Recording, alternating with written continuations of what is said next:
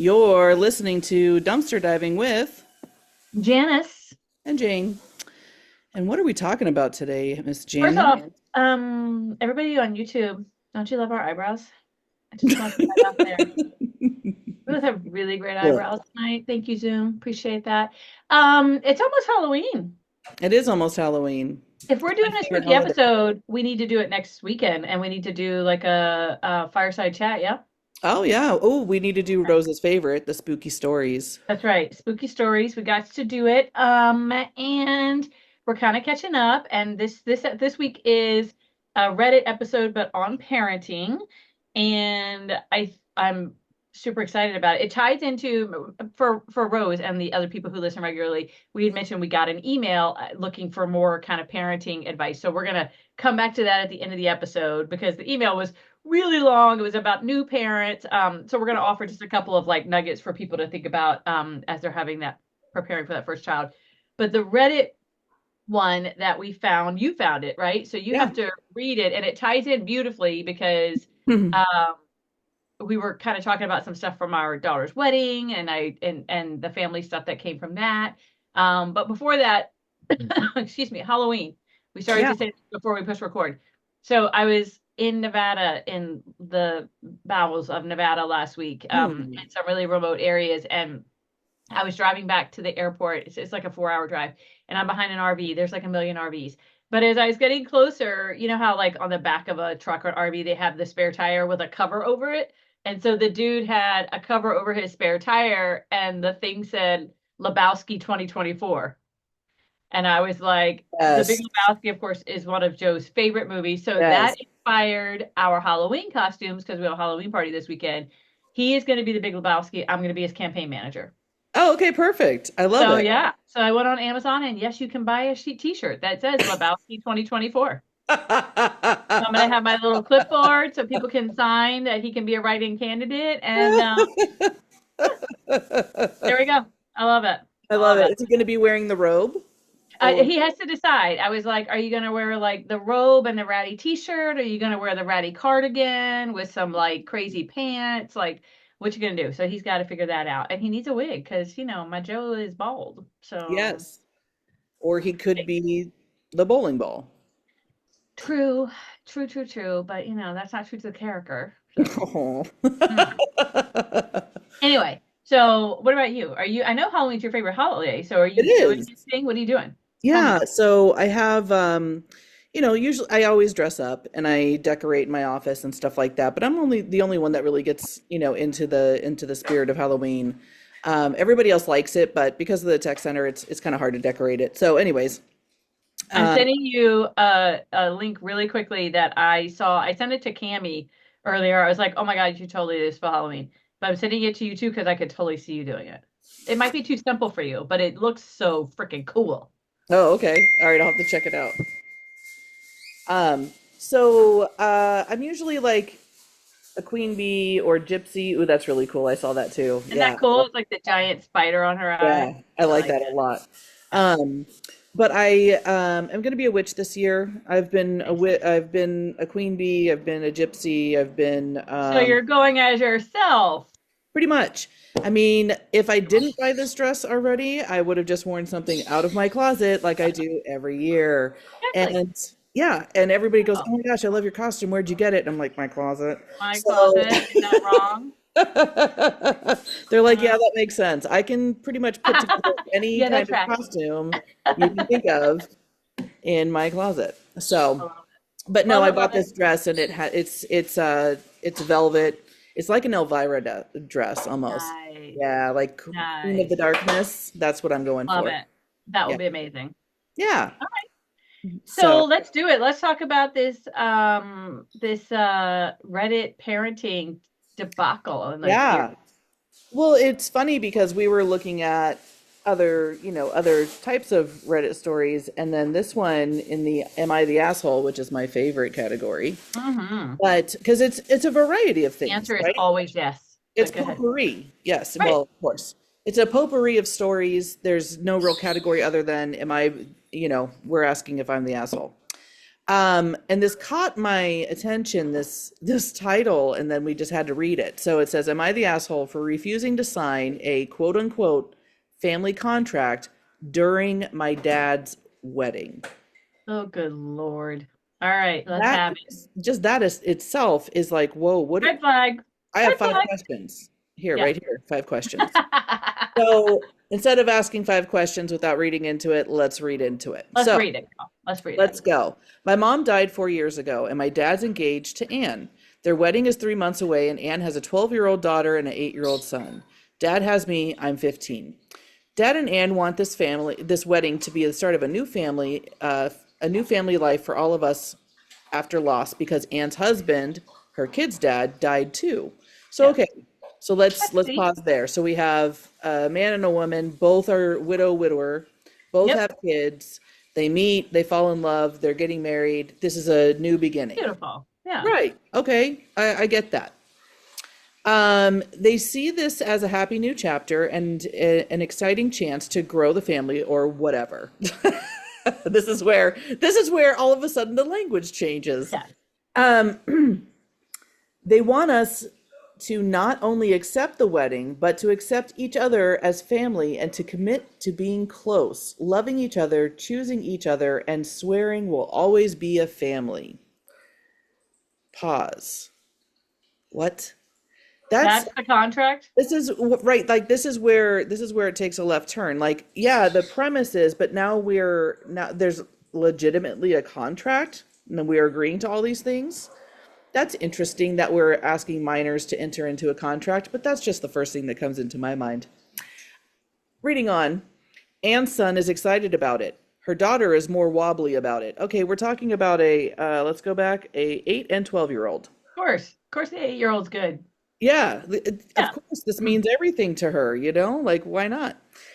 She feels guilty about wanting another dad and wanting us to be a family, and there's a part of her that doesn't want it.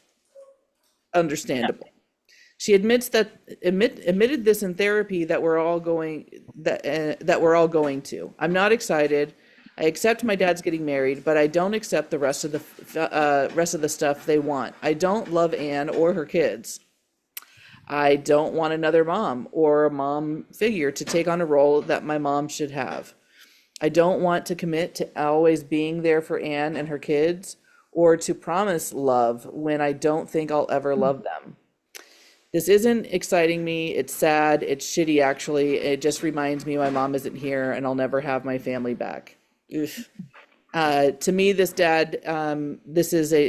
dad creating a new family, but not my new family. I told the therapist this. She wants this to be a discussion when the other kids aren't there, but so far Anne doesn't want any sessions that don't include her kids. So that's it. But then there's a little bit more about, the contract as mentioned in therapy. Our therapist tried to discourage, but my dad and Anne said that they want to be more than just them, but all of us. Woo! Wow. Okay, I'm gonna stop reading there because I'm Whew. gonna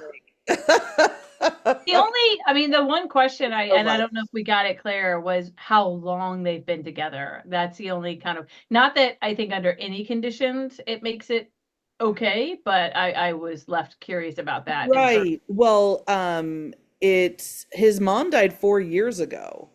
Okay. His dad's engaged to another woman, and their wedding's in 3 months. Okay. So, I mean, So, relatively soon. I mean, right. it's only been 4 years, and he's 15. So Yeah. it was like, he was little. Yeah. That was mama time for sure. So it's, what's interesting or what connects for me is that we've talked about blending families before in our conversations. Absolutely. And I think that, the folks who've listened intently would know that one of the things that we say is that you can't fake or rush anything, No. right? That really what our responsibility is going into a second marriage for whatever reason, excuse me, is to create the conditions where all of our kids feel accepted and all of our kids feel loved. And then we just let things happen, right? Like Right. you can't force it. So we can talk, I think, a little bit about some of the conditions they can create. And it sounds like they're already getting advice from their therapist that their therapist A said, good don't do idea. it. Don't try to get them to sign a contract. And I'm not worried about the whole like getting a minor to sign it as much because I just think about like behavior contracts you have with your kids, stuff like that. I'm Oh, sure it's sure, but like still. but to put the writing that you're committing to loving somebody and you're Right. committing to, like, that's nobody can do that under any circumstances in any relationship, right? Right. Well, I mean, honestly, if you really want to break it down and boil it down, Mm. that's what a marriage is. It's a That's right. binding contract to love each other, Yeah. to take care of each other, to be there. Yeah. That's what you're saying in front of God and everybody, right? Yeah. But and you have to be an adult to make that decision Right. and to get into that contract. So it's like you got look at it legally. I go down to like the legality of the aspect. You can't ask these kids to enter into any, like, why are you having them sign anything? Right. Well, and to your point, when two people make that decision to be married, that it's because they do love each, at least we like to think they do love each other. They are making that commitment. But to your point, even if it weren't their own children, let's say they didn't have any children yet and they wanted their siblings and their parents to sign this contract that, look, I'm marrying this guy and I want you to promise to love. Like, you can't do that, right? You can't, you can commit to loving somebody. You can't ask somebody else to commit to doing it, right? Right. Um, Right. That's why so it's so interesting to me, why they're feeling like they need to have a family contract. And I'm sure there's fear. I of mean, course, obviously this is fueled by fear, because if they were confident in everything, they wouldn't even be asking. So there's a lot of absolutely. insecurity, Yep. and they both had great losses. So Yeah. this is obviously a struggle with the two of them, and they're both like, okay, yeah, we're going to get everybody to commit to stay together forever. Like, hey, you guys need a little bit more therapy here, maybe Yeah. individual therapy, and there's a sounds like a codependency kind of thing where Yeah. we need everybody to commit to this right now because we're hurt. We get that, but Yeah. it's a lot. I mean, it brings me back to when my mom married my stepdad. And the day we got home, we went to the Justice of the Peace. My brother Uh, Devin and I went with them. Justice of the Peace. We sat there. This lady was typing on her typewriter because, there weren't computers back then, typing on her typewriter and wiping away her tears as they're getting married in the Justice of the Peace. And they, we get home and it's okay. This is your dad now. And you don't, your other dad's not your dad anymore. And now you have to call him dad. Otherwise, you're going to get hurt. right. Like, it takes me all the way back to that. And it's like, okay, so now it's a fear of, I won't be a part of this family. I won't be loved. I won't be this. I Yeah. won't be that. Because I'm sure this child is like, what if? What if I Yeah. don't sign it? How are they going to treat me? Am I going to be, Exactly. like, so do I have to sign this? Yep. Even though the therapist is saying it's probably not good. And it obviously they're in their own realm right now, Yep. So this is a great way for them to kind of get it out and talk about it. And I love Yeah. Reddit for that. But holy crap, I mean, people are writing, telling them that they shouldn't be doing that, like, hello. Well, and I wonder too if, like, is it their way of, like, okay, we want the kids involved in the ceremony. And so the way we're going to involve them, right? And when Joe and I got married, it's everybody knows this. We have 6 kids between us. Only 5 of them were at the wedding because our oldest son wasn't able to be there. But we kind of took a poem and divided it up, and they each read a part, but they each had the option to read a part, right? Like, There you go. so it makes me wonder if, like, the contract is a way to get them involved, and if that's it, like, there's a lot of different ways you can do that. But our daughter Sid got married 2 weeks ago, and it was, it was such a beautiful weekend and all the things. But in reflection afterwards, I've had probably 2 or 3, maybe 3 or 4 of my family members reach out to just say how amazing it was to be in that space with all of these blended people, right? So imagine a space, and I'm not even talking about the wedding itself. Like, plenty of people can make it work for the ceremony and that kind of stuff. No, I know But you're talking about the family. I'm I talking about the know. family, like before and after, right? So, like, after the wedding on Saturday, Sunday morning, everybody left Temecula, and a big group of us came back to our house because it was on the way to the airport, so people could kind of chill here and wait for their flights and stuff. So in our house, we had obviously me and Joe and our kids, their partners, our grandchildren. We had my ex-husband, Sid's dad, he was here. His mom and sister, because they're continue to be my mom and sister, right? That never Yeah. changed after we got divorced. his nieces and nephews, who are my nieces and nephews, are great nieces and nephews. We had my husband Joe's sister and brother. We had all these people from different sides, if you will, different kind of family groups, Yeah. and nobody could have walked in and picked them out of a crowd. Nobody could have would have walked in and been like, "Oh, that's Joe's family over there. They're hanging out over there," and "Oh, Right. that's." It was, and my former sister-in-law Susan, one of my closest friends, she texted me and said, like, I'm driving to the airport and I realized, like, I was hugging Joe's sister and telling her I loved her, like how, like, she's like, imagine, like, people looking into at this and going, what the fuck is going on? Like, what, Right. this is insane. Like, people don't do this. But all of that came from the conditions we created. And the condition was love first. That Hmm. if we put love first, happiness and joy will come with it. And I actually, I guess I would say love and acceptance, right? Like, we Right. decided early on that it didn't matter who was who and who belonged to whom, and that it was just, we're just going to love each other It's and just we're a going to get family. past the hurt, right? Like, Yeah. so that doesn't mean there hasn't been hurt, because of course there has been, but we chose love over that, right? And chose to let that be what dominated. And I know that sounds really like Hallmark movie-ish, but like I said, none of it was hard, or none of it was easy, rather. But I Mhm. look at what we get as a result of it. Like, this is what we get to have because of it. And so Yeah. I come all the way back to this Reddit piece, and I think to myself, you cannot force it, Yeah. right? All you can do is look at each other and say, we love each other. We're going to love each other's children, and we're going to take care of each other. And then we're going to hope for the best.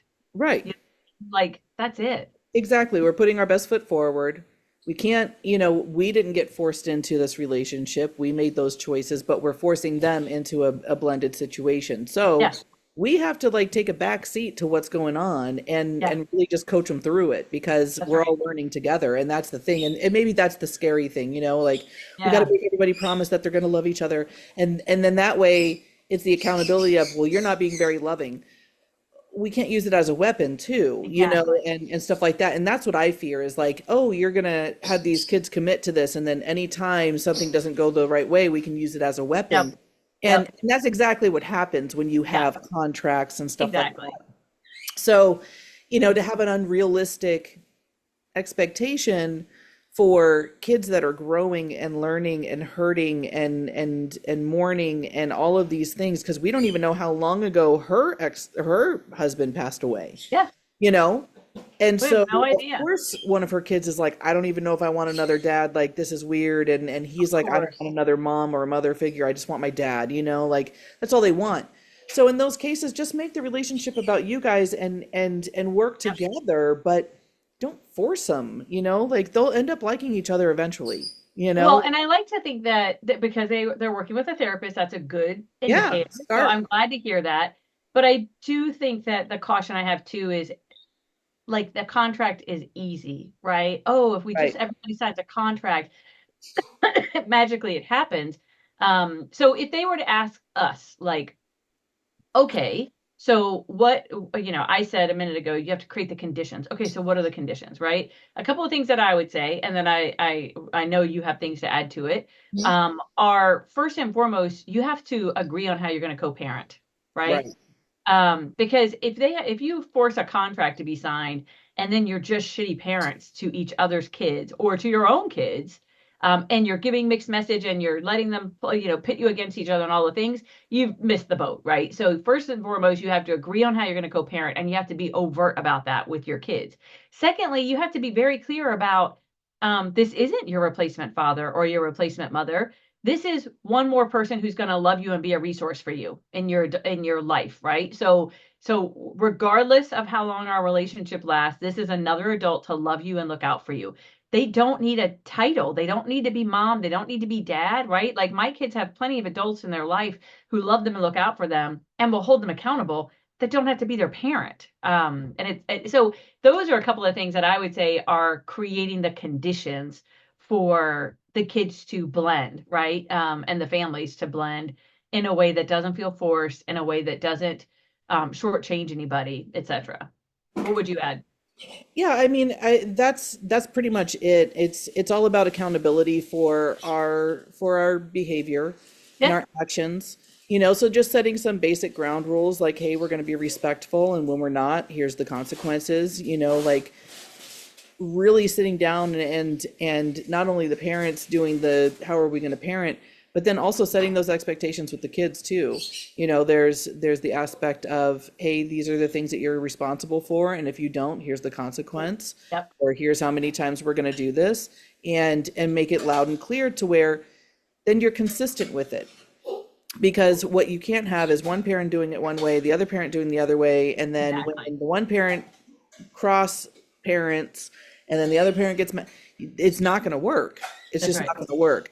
And one person saying something might feel disrespectful to one person to the other. So clear communication and really just saying, responding to the situation instead of reacting and saying, okay, I don't really like the way you said that.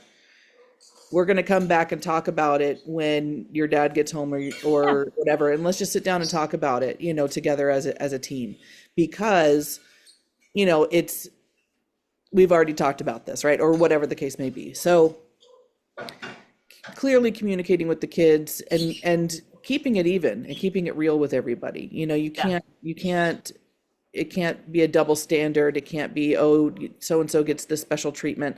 I mean, I was in a relationship where, my girls will get told, hey, we're the only reason why we're going to Starbucks is because my daughter's here. Oh, that's swell. He would tell them that, and I'm like, could you not say that? I mean, even if it is that way in your head and everything else, Just and that's what you fucking want, keep could it to you yourself. not fucking tell my kids that? Exactly. The fuck? Exactly. Don't do that. And my daughters are sharing a room, and then their kids had their own rooms, Right. and they were hardly ever there. How is Yep. that? Like, what message is that sending to my Exactly. kids? And it was always special treatment when they came over, and then it was like ignoring and stuff like that when they Yeah. weren't around. And so it was just like, this isn't healthy for my kids. Like, Yeah. you're pretty much telling them they're second class citizens. Fuck you.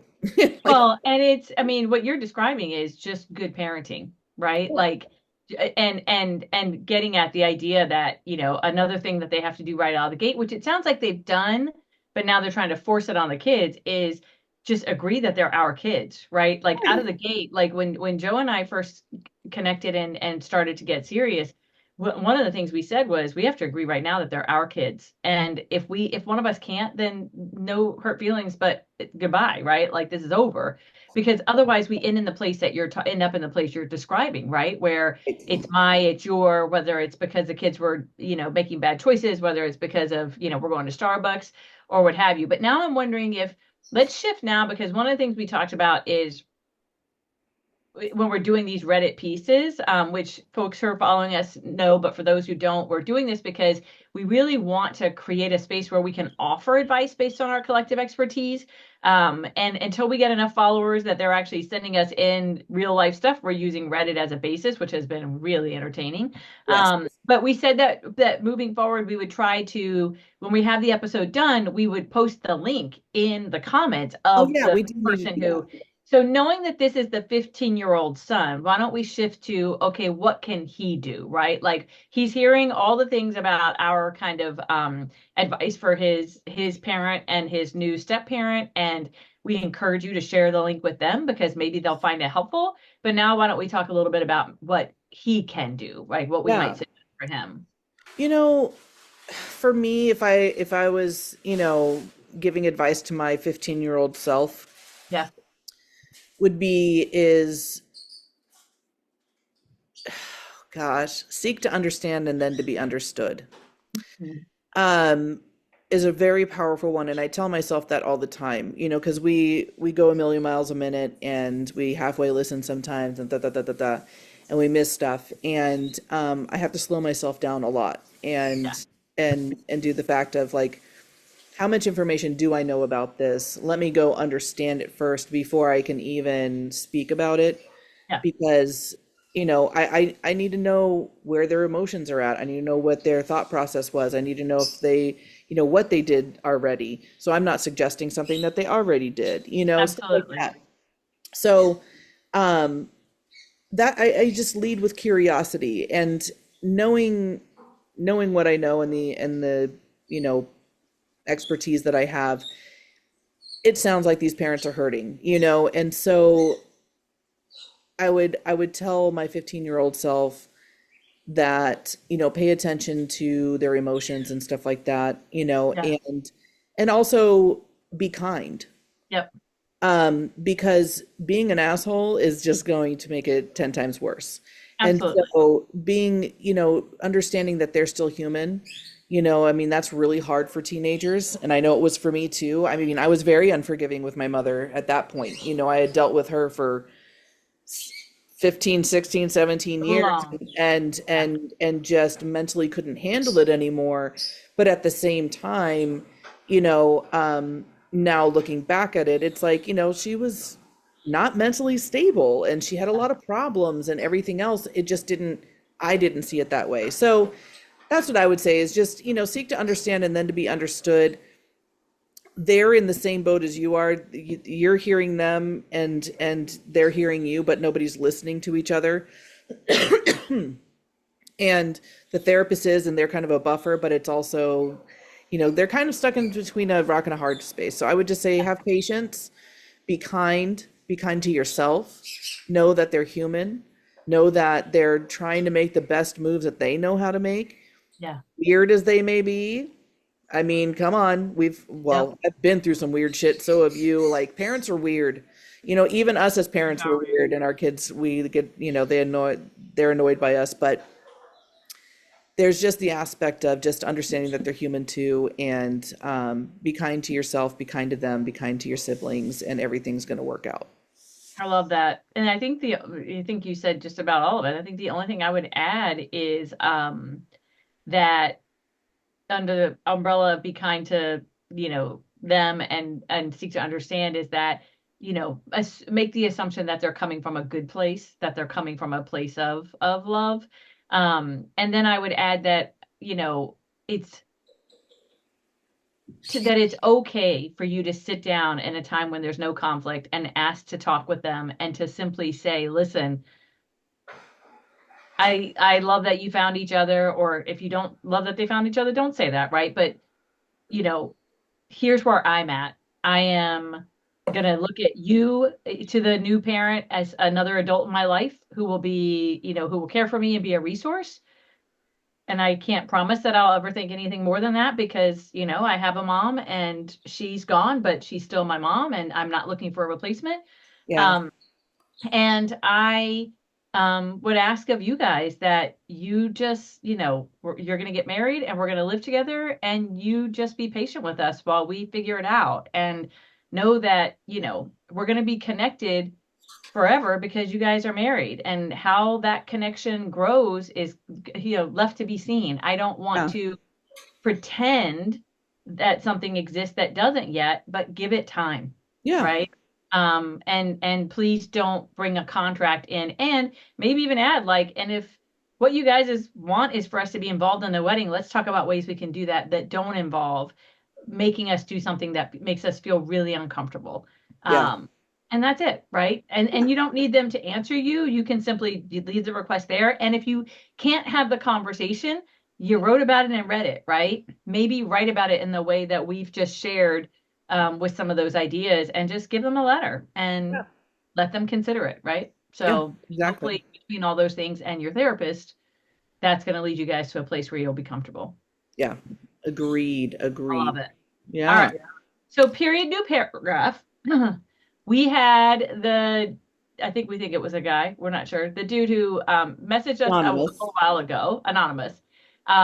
We're still trying to figure out if it was legit, but anonymous messaged us to say, listen, can you guys talk about new parents? My wife and I are having our first baby, and we have questions about everything, essentially. Everything is what he asked questions about. Everything. Every single thing. And so I think we kind of said, why don't we just share a couple of big picture ideas for them to give some consideration to in case they are real. So Yeah. anonymous, if you are real, this is for you.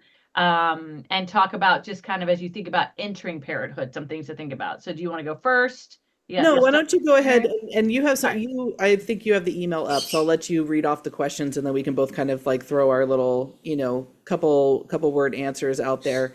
But entering into parenthood, oh my God, nothing prepares you for it. No books, no stories, no anything. And they pretty much just give you a baby and you walk out of a hospital taking care of another human.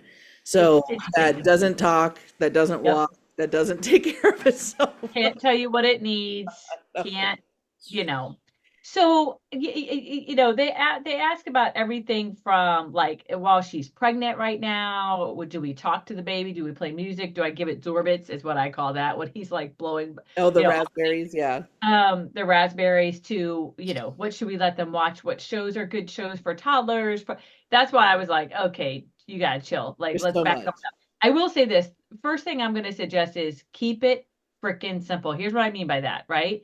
Like, Yes. as I watched our oldest daughter have her baby and our now granddaughter, who's 2, and I can say this because she goes back now and looks at it and like, okay, I was insane. The number of Facebook groups she was on, like, you can go down a rabbit hole about every sound they make, every color of their puke, and you can buy every gadget. Like, I remember showing up at their house. They have a newborn and remember how we would go once a month after they were born to the doctor to like get their measurement and their weight and do all that stuff. They freaking had a scale, like literally a scale you weigh a baby on. And Why? that's not unusual these days. I don't know, because they could. And literally they were like weighing her. I mean, it was insane. So my first It's a recommendation science project. is to keep it simple. And I do think that I agree with Jane. Like, there's no manual, right? But I think that I learned probably some of my most important lessons from watching people do it poorly. And so Hmm. I think that at the end of the day, whether it's a teeny tiny little baby or a 13-year-old, a question that you have to constantly ask yourself is, what would I want somebody to do in this moment?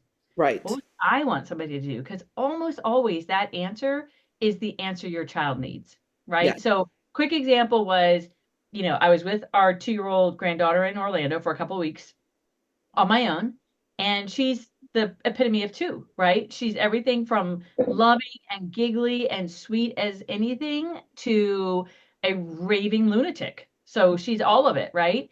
And I remember the first couple of times she was like throwing the all out tantrum on the floor, and I was talking with Joe on the phone, and I said, it actually makes so much sense when you think about it. Like, think about this. Your brain understands enough to know it wants something. You can't quite communicate clearly enough to get the adult to know exactly what you want. And even when you can, sometimes you can't have it. And your brain isn't developed enough to understand why you can't have it when you want it. So, of course, she's flailing on the floor and screaming. What else would you Right. do? Of us Right. would do that if that was our brain, right? Like, Right. so if you think about what you would need in the moment, it's almost always the thing your kid's gonna need. Oh yeah. Like the we have neighbors that moved in catty corner from us across the street probably about 3 years ago, and they now have a 2-year-old. So I mean, about a year after they move in, get married, they have a Yep. baby. And this girl is the as cute as a button, Oh yeah. but she is a wild banshee. Like Yep. she screams at everything. And we'll be over here eating dinner and they're across the street. She's screaming her head off. I'm like, just imagine how loud it is in the house. In their house right And so now. and so the other day I'm taking out the trash and there's a man out there who I thought was her father, but it's their roommate holding her. And he's like, "Oh, hey, Callie, say hi to the neighbor." And I waved and I actually walked over there and I was like, "Hey, I have a teenage daughter that would love to babysit and maybe get a date night out of it," because Nice. we hear her at night and I laugh because I don't miss those days. And she was like, "Oh my God, she just screams." I go, "We know." We know. We But we just know. We laughed know. because I'm like, "Oh, just wait till she's 3." I said, "You know what it is?" I said, "It's their way of communicating." That's it. I said, "She doesn't have words." I Yep. said, "When they're 3, then they have the words and they can tell you Yep. no and all of those things, and on cue and Oh for the yeah. right reasons." I go, "But at least they can communicate a little bit, and tell Yep. you what's going on and stuff like that." I said, "She's just at that stage where that's the only way she communicates." I said, and I just laughed because I had 4 of them. Like, 4 of them. I can't. All right. So I don't know if you're gonna be able to hear this. Tell me if you can't, because I'll stop it if you can. Hold on. Listen to this for a second. Yeah. Can you hear it? Mm-mm, You no. can't. Ah, I wish you could. I'll send it to you. It is. It's it's our little 2-year-old granddaughter, and our daughter sent us this message like a week after they got home from the wedding, because she had gone pee on the potty, and Oh, good. she literally was like, you would think somebody was hacking her brain out or something, and she was screaming because she was so excited that she Oh peed my on the gosh. potty. I love it. And it was just, it's like the freaking exorcism. Like it is so crazy. So yes, keep it simple. Think about what you would need in that moment. It's almost always what they need. And when they're like tantruming, what they need is space. They Yeah. need literally need you to leave them alone, not look at them, not talk to them, not just do your thing. And I think that yes, there's a million books on the market about, when they're little and infants and stuff, and you should pick one and you should read it, right? You don't Yeah. need to read 27 books, but pick one and read it. The one that's going to help you make sure they don't die, right? Because there's also a million different like how to parent, consequences, all that Right. stuff. And don't get me wrong, from the age of 2, right? We need to know and understand kind of how we're going to think about all that because you start imparting things at that age, right? Like even within 2 weeks, she understood that when Grammy says no, she means no. Now, Right. I'm Grammy. I don't have to say no a whole lot, which is beautiful. Yep. But I do have to say no, right?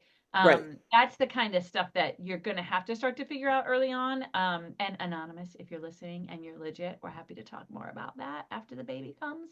But for Yeah. now, like, keep it simple. Talk to your baby, sing songs to your baby, read Yes. stories to your baby. And it doesn't matter what, by the way, because again, when they were here and I ran out of books to read at bedtime, the book that was sitting on my desk was a book on protocols.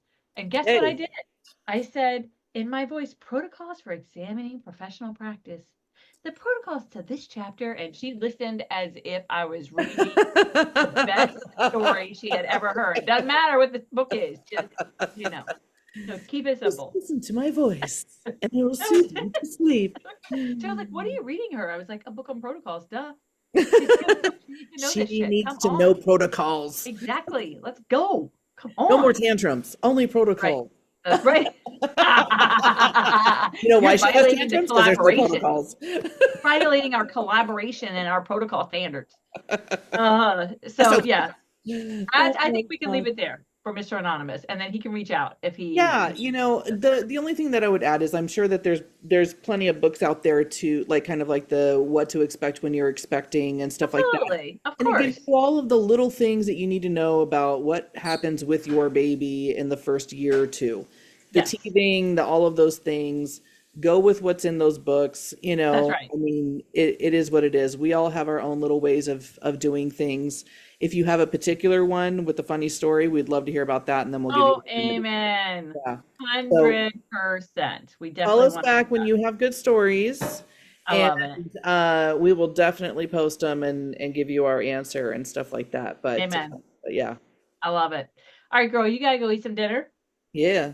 I am all wrapped up. So that's it, you guys. A little bit of parenting one Yeah. courtesy of Reddit and our anonymous emailer.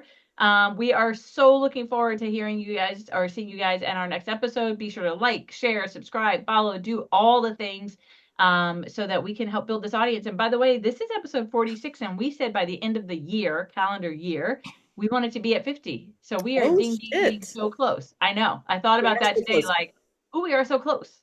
And it's almost our 2 year anniversary. I don't even know what to do. We're gonna have to do something. Maybe if you I come for want cake. Thanksgiving, we'll do something. Oh, we'll do cake if you come for Thanksgiving. We'll Okay. do cake. All All right, right. go.